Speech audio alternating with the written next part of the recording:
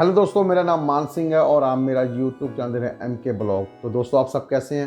I hope कि सब ठीक ठाक होंगे, आपका परिवार बिल्कुल ठीक ठाक होगा। दोस्तों, मैं काफ़ी टाइम से बाहर था, मिल के मेरे को 10 दिन हो गए बाहर गए हुए। तो अभी मैं 2 दिन पहले लौटा हूँ। तो मैं चाहता हूँ कि आपको मैं अभी जो वीडियो दूँ तो एक नए देश की वीडियो दूँ जिसके बारे में आप लोगों को पता नहीं है, मगर उस देश में काफ़ी वैकेंसीज ओपन होती हैं, जॉब सेक्टर्स बहुत हैं। तो दोस्तों, अभी मैं नई वीडियो के साथ आपके सामने आऊँ काफ़ी दिन के बाद। तो आप मेरे वीडियो को शुरू से लेकर लास्ट तक ज़रूर देखना, तभी आप लोगों को पता लग पाएगा कि इस देश में जाना है तो हमको कैसे जाना है, वहाँ पर जॉब सेक्टर कौन कौन से हैं, क्या हम इन ट्रेड्स में इंजीनियरिंग की है या हमने इसमें डिप्लोमे किए हैं कि नहीं किए हैं। तो इसके वीडियो में ही आप लोगों को सब कुछ पता लगेगा। तो आप शुरू से लास्ट तक ज़रूर वीडियो को देखा करें, तभी आप लोग वहाँ के फॉर्म भर सकेंगे, वहाँ के जो एम्प्लॉयर हैं या वो की कंपनियाँ, उनको तभी आप अपने रिज्यूम सेंड कर सकेंगे। चैनल को सब्सक्राइब जरूर कर दें, बेल आइकॉन के बटन को जरूर प्रेस कर दें, लाइक कर दें, शेयर भी कर दें और कमेंट बॉक्स में ज़रूर लिखें कि आपको ये वीडियो कैसी लगी। दोस्तों, चलिए शुरू करते हैं अपनी ये वीडियो। तो दोस्तों, आज हम बात करेंगे ऐसी कंट्री की जो कि USA की पड़ोसी कंट्री है और उसका नाम है द बहामास कंट्री। तो ये बिल्कुल तकरीबन लगा लो कि USA के साथ लगी हुई है, चारों तरफ से समुंदर से घिरी हुई है और इसकी जो कैपिटल है वो है नसाऊ और जो इसकी करेंसी है वो है बहामास डॉलर, जो कि USA की करेंसी के साथ बराबर चलती है। आप इसको जाके गूगल पर सर्च करके देख सकते हैं इसकी करेंसी का रेट क्या है इंडियन रुपीज़ में। तो आप वहाँ पर भी जाके आप जॉब देख सकते हैं। तो आगे मैं बढ़ता हूँ कि वहाँ पर जो धर्म के लोग रहते हैं, वहाँ रहते हैं क्रिश्चियन और दूसरे लोग भी रहते हैं, मगर क्रिश्चियन की संख्या ज़्यादा है, लैंग्वेज इंग्लिश है। और ये जो इसके पड़ोसी देश हैं वो हैं क्यूबा, हाइती एंड USA। एक बात बताता हूँ कि ये USA के अंडर नहीं आती है। अभी हम बात करते हैं जॉब सेक्टर की, यहाँ पर कौन कौन से जॉब सेक्टर हैं। आप ध्यान से देखना, सुनना, तभी आप लोगों को पता लग पाएगा कि यहाँ पर जॉब सेक्टर कौन कौन से हैं। तो जो जॉब सेक्टर हैं वो है tourism, banking, cement, oil, ship, transportation, salt, rum, pharmacy, steel, iron और भी बहुत हैं। आप इनकी वेबसाइट पर जाकर चेक कर लेना कि वहाँ पर जॉब सेक्टर कौन कौन से हैं। अभी ऑन डिमांड जॉब की बात करता हूँ। ऑन डिमांड जॉब इनकी चेंज होती रहती है। जब मैंने आप लोगों को इतने जॉब सेक्टर बता दिए तो इन्हीं जॉब सेक्टरों के अंडर ही जॉब खुलती हैं। तो ये ऑन डिमांड जॉब एक पार्टिकुलर नहीं है कि वहाँ पर ऑन डिमांड जॉब्स एक जो वैकेंसीज हैं वो ओपन ही रहती है, ऐसा कुछ नहीं है। वहाँ पर इन्हीं जो जॉब सेक्टर मैंने आप लोगों को मैं बताया है कि यहाँ पर जॉब सेक्टर ये हैं, तो इन्हीं में ही जॉब खुलती हैं।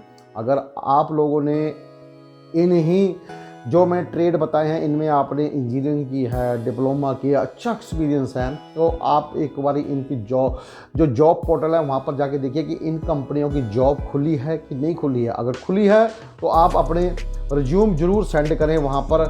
और मैंने हर वीडियो में बताता हूँ कि जो आपका रिज्यूम है वो इंटरनेशनल रिज्यूम होना चाहिए, एक आई कैचिंग रिज्यूम होना चाहिए कवरिंग लेटर के साथ, और वही ट्रेड ही लिखा होना चाहिए जिस ट्रेड के आप माहिर हो। तो इस चीज़ का ध्यान रखिएगा कि जो भी आप आई कैचिंग रिज्यूम बनाएं तो वो एम्प्लॉयर जिसके पास आप रिज्यूम सेंड कर रहे हो, वो कंपनी जिसके पास आप रिज्यूम सेंड कर रहे हो, उसकी निगाह पड़े और देखे वाह क्या रिज्यूम है। जब वो रिज्यूम को खोले तो आपका जो बायोडाटा है ना वो इतना अच्छा होना चाहिए कि आपको डायरेक्ट ही मेल के थ्रू कांटेक्ट कर सकें। तो एक गलती जो हमेशा एक वर्कर करता है वो गलती होती है कि जो ईमेल आईडी और फ़ोन नंबर होता है ना वही उसमें डालें जो आपके पास परमानेंटली हो, जिससे आपकी मेल आईडी पर मेल आती हो, जिस फ़ोन पर आपके फ़ोन आते हो वो नंबर को हमेशा अपने पास रखिए। तभी वो लोग आपको फ़ोन नहीं करेंगे, आपको मेल के थ्रू ही कांटेक्ट करेंगे। ऐसा ना हो कि वो मेल आपने मेल आईडी ऐसी डाली हो जिसके पासवर्ड आपको पता ही ना हो, कहीं गलती से आपने अपना फ़ोन फॉर्मेट मार दिया हो, उसके बाद आपको पासवर्ड पता ही नहीं, कंपनी ने आपको जॉब ऑफर लेटर उसी मेल आईडी पर सेंड कर दिया हो और आप ना उसको चेक कर पाए हों। तो इसी से हाथ से ही बहुत अच्छी अच्छी जॉबें भी निकल जाती है। ऐसी गलती ना करें। वैसे तो मेरे हिसाब से तो कोई भी वर्कर जो रिज्यूम सेंड करता है किसी कंपनियों में तो ऐसी गलती नहीं करता है, मगर क्या है कि बताना मेरा फर्ज होता है। तो अभी बात करते हैं कि वीज़ा के बारे में। वीज़ा कैसे लें? देखो वीज़ा अगर आपने लेना है तो इससे पहले तो आपको जॉब तो ढूंढनी पड़ेगी ना। अगर आप किसी कंपनी के अंदर जाना चाहते हो तो पहले उस कंपनी में जॉब ढूंढोगे, तभी उस कंपनी के अंदर जाओगे। तो सेम टू सेम है, किसी देश में अगर आपने जाना है तो सबसे पहले वहाँ पर आपको जॉब ढूंढनी पड़ेगी। मीन की जॉब कैसे ढूंढे, उनकी जो ऑफिशियल जो उनके जॉब पोर्टल हैं आप उन पर जाइए, देखिए कौन कौन सी कंपनी की किस टाइप की जॉब खुली हुई हैं। आप जैसे ही वहाँ पर देखें आपके ट्रेड के साथ मैच कर रही हैं तो आप ज़रूर उनको फटाफट उसी टाइम आपके पास इंटरनेशनल रिज्यूम जो बनाया होता है आपने, फटाफट आप सेंड कर दीजिए उनकी मेल आईडी पर। वेट कीजिए, थोड़ा टाइम लगता है, पेशेंस रखने से ही इंसान को कामयाबी मिलती है। जल्दीबाजी मत करें, ठीक है। आपके ट्रेड की काफ़ी कंपनियां वहाँ पर हैं, आप वहाँ पर भी रिज्यूम अपने सेंड कीजिए, मगर एक बात ध्यान रखना, आप एक ही ट्रेड में ही अलग अलग कंपनियों को रिज्यूम सेंड कर सकते हो। एक ही कंपनी में आप अलग अलग ट्रेड के रिज्यूम सेंड नहीं कर सकते। अभी आप कंफ्यूज हो गए कि ये क्या बोल गया, तो मैं आपको बताता हूँ। मान के चलिए कि आप एक इलेक्ट्रिकल इंजीनियर हैं, वहाँ पर 15 कंपनियों ने इलेक्ट्रिकल इंजीनियर्स की जॉब निकाली है। तो आपने क्या करना है कि पहली कंपनी में आपने रिज्यूम सेंड किया, दूसरी कंपनी में किया, तीसरी कंपनी में, ऐसे करते करते आपने 10-15 कंपनियों में रिज्यूम सेंड कर दिए। तो वो बिल्कुल राइट है, वो आप सेंड कर सकते हैं। उसमें क्या है कि अगर आपकी इस कंपनी में बात नहीं बनी, दूसरी कंपनी से आपको जॉब ऑफर लेटर, जॉब के लिए आपको मेल आ सकती है। तो वहाँ पर आपने इंटरव्यू दिया, वहाँ नहीं बात हुई, तीसरी चौथी। मगर एक बात बता दूँ, अगर आप इलेक्ट्रिकल इंजीनियर हैं, उसके साथ आपने कोई छोटे मोटे काम जानते हैं, जैसे कि ड्राइवरिंग करना जानते हैं आप, या आप कुक का भी काम कर रहे हो, आपको इंटरेस्ट है, मैं कुकिंग करता हूँ, आपने और भी वर्क आप जानते हैं, मगर अपने रिज्यूम में वो चीज़ नहीं भर सकते। पार्टिकुलरली आप जिस की आपने पढ़ाई की है, जिसका आपने एक्सपीरियंस लिया, वही रिज्यूम में भरें। उसके बाद क्या है कि आप, ऐसा नहीं है कि वहाँ पर आपने होटल में भी रिज्यूम सेंड कर दिया, इलेक्ट्रिकल कंपनियों में रिज्यूम सेंड कर दिया, ड्राइवरिंग में भी रिज्यूम सेंड कर दिया। जो वहाँ की मिनिस्ट्री ऑफ लेबर है वो आपको पकड़ लेगी और उसको पता लग जाएगा कि ये बंदा अलग अलग ट्रेड में रिज्यूम को सेंड कर रहा है कंपनियों में, तो वहाँ पर आपको वीज़ा नहीं मिल सकता। तो इस बात का ज़रूर ध्यान रखिएगा कि आप एक ही ट्रेड हैं, उसी ट्रेड में अलग अलग कंपनियों में सेंड कर सकते हो, कि कंपनियां एक ही ट्रेड की होनी चाहिए, इलेक्ट्रिकल की ही कंपनियां और होनी चाहिए, वहीं पर आप सेंड कर सकते हैं। ऐसा नहीं हो कि आप अलग अलग ट्रेड जानते हो तो अलग अलग ट्रेडों में आप सेंड कर रहे हो, तो इसमें आपको वीज़ा नहीं मिल पाएगा। इस चीज़ का ध्यान रखें। ऑफिशियल इनकी जो वेबसाइट है, ऑफिशियल जॉब पोर्टल्स है, वहाँ पर जाइए, रजिस्ट्रेशन करवाइए अपना। रजिस्ट्रेशन करवा के आप आराम से उनको इंटरनेशनल रिज्यूम सेंड कीजिए, तभी आपको किसी ना किसी कंपनी से ज़रूर एक जवाब आएगा। आप उनके साथ इंटरव्यू टाई अप कीजिए, इंटरव्यू दीजिए कॉन्फिडेंस के साथ, फिर आप लोगों को जॉब ऑफर लेटर जरूर आ जाएगा। तो दोस्तों अभी बात करते हैं वीज़ा। आपका जॉब ऑफर लेटर मिल गया। वीज़ा 2 प्रकार के होते हैं, एक तो है शॉर्ट टर्म वीज़ा, जिसकी अवधि होती है 90 दिन की, मीन की 3 महीने की अवधि होती है। जैसे कि सीजनल वीज़े होते हैं, 3 महीने तक किसी कंपनी में वर्क है तो आपको बुलाना चाहते हैं तो आप वहाँ पर शॉर्ट टर्म वीज़ा भी जा सकते हैं। मगर क्या कि शॉर्ट टर्म वीज़ा बहुत कम लोग जाते हैं, वो लॉन्ग टर्म वीज़ा जाते हैं। तो लॉन्ग टर्म के वीज़े की जो अवधि है वो है 1 साल। आप इसको वहाँ पर बढ़ा भी सकते हैं, मीन कि आपका 1 साल ख़त्म होने वाला है, आपने दोबारा अप्लाई कर दिया तो आप बढ़ा सकते हैं, मगर 5 साल का इकट्ठा नहीं बढ़ेगा। ये कम से कम आपका बढ़ेगा 1 साल, 2 साल, 3 साल करके आपका 5 ईयर तक आप वीज़ा को बढ़ा सकते हैं। ये डिपेंड करता है कंपनी के वर्क के ऊपर, आपके रेपुटेशन के ऊपर, आपका बिहेवियर कैसा है उसके ऊपर आपका डिपेंड करेगा।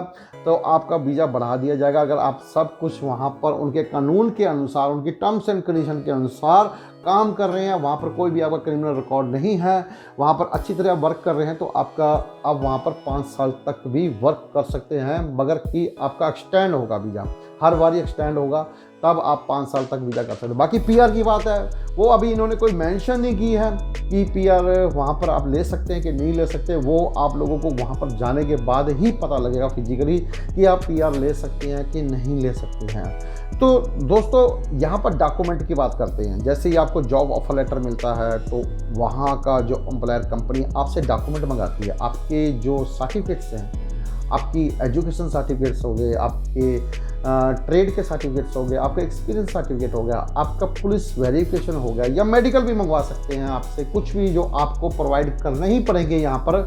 तो आप वो डॉक्यूमेंट तैयार करके रखें, कुछ ही दिनों में फटाफट लगे। ऐसे टाइम वेस्ट मत कीजिए, क्योंकि ये ऐसा अवसर दोबारा मिलता। तो फटाफट आप जितनी जल्दी हो सके वहाँ के एम्प्लॉयर, वहाँ की कंपनी को अपने डॉक्यूमेंट PDF बनाकर मेल के थ्रू सेंड कर दें। बाकी काम वहाँ की कंपनी का है, आपको वीज़ा दिलाना, वहाँ के एम्प्लॉयर का काम है आपको वीज़ा दिलाना। जैसे ही आपके सारे डॉक्यूमेंट वहाँ पर सबमिट हो जाते हैं और आपके डॉक्यूमेंट की वेरिफिकेशन हो जाती है, आपको कुछ ही दिनों में वीज़ा मिल जाता है। जैसे वीज़ा मिलता है तो आप तुरंत यहाँ से टिकट खरीदिए और सीधा बहामास के लिए फ़्लाइट पकड़ लीजिए। जैसे ही आप वहाँ लैंड करेंगे, कुछ ही फॉर्मेलिटीज़ आप कंप्लीट करनी है। वहाँ पर कोई ज़्यादा फॉर्मेलिटीज़ नहीं है। आपने जो डॉक्यूमेंट्स वहाँ पर PDF में भेजे थे, वहाँ पर आपने हार्ड कॉपी में लेके जानी है। वहाँ पर कोई भी डॉक्यूमेंट घर नहीं छोड़ना। फालतू चलेंगे, कोई बात नहीं यार, कौन सा वहाँ पर वजन है, वहाँ पर आप साइड पे रख दीजिए। क्या पता वहाँ पर जाने के बाद मिनिस्ट्री ऑफ लेबर में आपको जाना पड़े, फिंगरप्रिंट्स देने पड़े आपको जाकर, वहाँ पर आपको कैसा वीज़ा इशू हो उसके बारे में इन्होंने नहीं बताया है, मगर वहाँ जाने के बाद आप लोगों को पता लगेगा। तो वहाँ पर आप जैसे ही जाते हो, वहाँ पर अपने डॉक्यूमेंट सबमिट कीजिए। वो जैसे ही आपके डॉक्यूमेंट फिर वेरिफिकेशन करते हैं तो आप सीधा ही कंपनी में जाकर जॉब ज्वाइन कर सकते हैं। तो आप यहाँ से बहामास जाना चाहते हैं तो ये मैंने जो प्रोसेस बताया है आप इस पर फॉलो कीजिए, चेक कीजिए, इनकी वेबसाइट पर जाकर प्रॉपर चेक कीजिए, आपको सब कुछ ही पता लग जाएगा कि वो क्या मांग रहे हैं डॉक्यूमेंट्स, क्या क्या वहाँ पर जॉब सेक्टर्स खुले हैं, वहाँ की डिमांड जॉब्स कौन कौन सी हैं, वहाँ पर प्रोसेस क्या है। मैं आप लोगों को बार बार बताता हूँ कि पेशेंस जरूर रखा करें, क्योंकि जब आप किसी कंपनी में जॉब के लिए अप्लाई करते हो तो ऐसा नहीं है कि कंपनी आपको तुरंत ही जैसे आपने रिज्यूम सेंड किया तुरंत दूसरे दिन अप्लाई देगी, ऐसा कुछ नहीं है। कंपनी टाइम लेती है। किसी फॉरेनर को बनाने के लिए उनके बहुत सारे प्रोसेस होते हैं, कंपनी को बहुत कुछ देखना पड़ता है। एक फॉरेन वर्कर को बुलाने के लिए वहाँ के रूल रेगुलेशन के अनुसार उसको काफ़ी डॉक्यूमेंट्स जमा करने पड़ते हैं मिनिस्ट्री ऑफ लेबर में। तो उसके हिसाब से फिर आपको बुलाना पड़ता है। तो आपको मालूम है कि हर जगह सरकारी वर्क जो होता है वो प्रॉपर चलता है, फिर तभी फॉरेन वर्कर वहाँ जा पाता है। तो पेशेंस रखिए, पेशेंस रखने से ही आप लोगों को कोई ना कोई कामयाबी जरूर मिलेगी। तो दोस्तों ये एक मेरी छोटी सी वीडियो, तो आपको कैसी लगी मेरे को कमेंट बॉक्स में ज़रूर बताना। चैनल को सब्सक्राइब जरूर कर देना, बेल आइकॉन के बटन को जरूर प्रेस कर देना, लाइक कर देना, शेयर कर देना और कमेंट बॉक्स में जरूर लिखना कि आपको ये वीडियो कैसी लगी। दोस्तों अभी मैं आप लोगों से इजाज़त चाहता हूँ। मेरी तरफ से आप लोगों को प्यार भरी सत श्री अकाल, जय हिंद।